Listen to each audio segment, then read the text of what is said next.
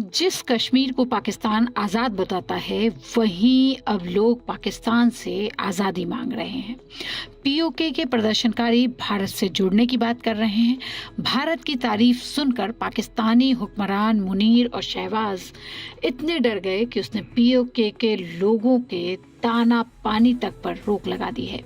पाकिस्तानी हुक्मरान क्रूरता पर उतर आए हैं।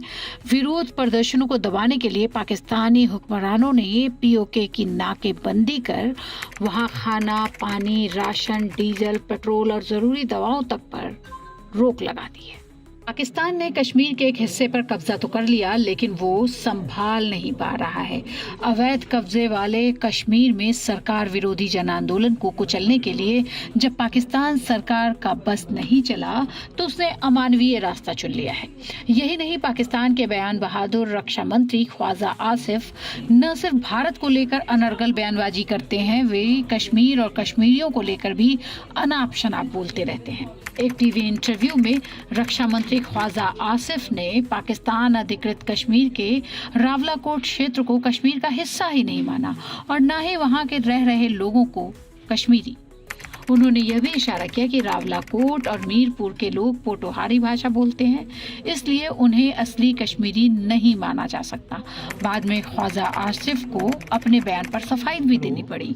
ख्वाजा आसिफ ने यह बयान पाक अधिकृत जम्मू कश्मीर में चल रहे प्रदर्शनों के मद्देनजर दिया है। पाकिस्तान अधिकृत कश्मीर में ज्वाइंट अवामी एक्शन कमेटी के नेतृत्व में बड़े प्रदर्शन चल रहे हैं। इसका कारण है महंगाई, बिजली की बढ़ती कीमतें, नेताओं की मनमानी। इन प्रदर्शनों में हिंसा हुई है, कई मौतें भी हुई हैं। पीओके के लोग आर्थिक तंगी, राजनीतिक अधिकार और बेहतर सुविधाओं की मांग कर रहे हैं। पिछले 14 दिनों से अधिक समय से पीओके में पाकिस्तान हुक्मरानों के खिलाफ प्रदर्शन चल रहा है। प्रदर्शन कर रहे लोग भारत की तारीफ कर रहे हैं, जो पाकिस्तानी हुक्मरानों को पसंद नहीं आ रहा, और वो क्रूरता पर उतर आए हैं। विरोध प्रदर्शन को दबाने के लिए पाकिस्तानी हुक्मरान ने पीओके की नाकाबंदी कर वहां खाना, राशन, डीजल, पेट्रोल और जरूरी दवाओं की भी एंट्री पूरी तरह पाबंदी लगा दी है। इस घेराबंदी के कारण पुंछ, रावलाकोट, बाग और सुदूर नीलम घाटी जैसे इलाकों में खाने पीने की चीजों की भारी कमी हो गई है।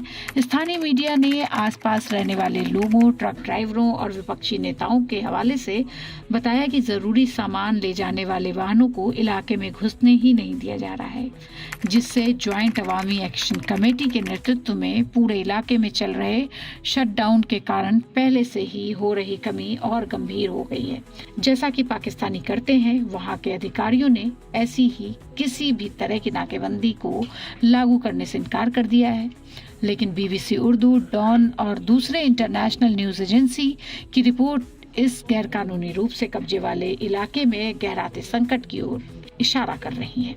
सीमा चौकियों पर रोके सामान से लदे ट्रक। स्थानीय मीडिया ने दावा किया है कि पीओके में दवाओं और राशन की भारी कमी होने के बाद जब स्थानीय नागरिकों ने पड़ोसी खैबर पख्तूनवा, रावलपिंडी, इस्लामाबाद जाकर खुद सामान खरीद कर ला रहे हैं, तो ऐसे लोगों को सीमा चौकियों पर भी रोका जा रहा है। इस पूरे भारी विवाद की जड़ पीओके की विधायी विधानसभा चुनाव में जम्मू कश्मीर के शरणार्थियों के लिए आरक्षित 12 सीटें हैं। स्थानीय नागरिक समूहों का आरोप है कि इस्लामाबाद इन सीटों का दुरुपयोग करके यहाँ के चुनावों को प्रभावित करता है और अपनी कठपुतली सरकारें स्थापित करता है। इसी राजनीतिक दखलंदाजी के खिलाफ स्थानीय आवाम ने जेएसी के बैनर तले बड़ा आंदोलन छेड़ रखा है, जिसे दबाने के लिए इंटरनेट भी बंद कर दिया गया था। प्रदर्शन के दौरान हुई झड़पों में कम से कम 58 लोगों की मृत्यु हो चुकी है। पाकिस्तान की बड़ी राजनीतिक पार्टी पाकिस्तान तहरीक-ए-इंसाफ पीटीआई की पीओके यूनिट ने सोशल मीडिया प्लेटफॉर्म एक्स पर पोस्ट करके इस कार्रवाई की निंदा की है। पार्टी ने आरोप लगाया है कि आजाद पट्टन मार्ग पर यात्रियों को रोककर उनसे पीने का पानी, खाना और जरूरी दवाएं भी छीनी जा रही हैं। पीटीआई ने सरकार के इस कदम को फिरौनी दमन का सबसे घटिया उदाहरण करार दिया है। इस प्रदर्शन से जुड़े 70,000 लोग पाकिस्तानी सरकार की इस क्रूर आर्थिक घेराबंदी के बावजूद आवाम का ये आंदोलन रुकने का नाम नहीं ले रहा।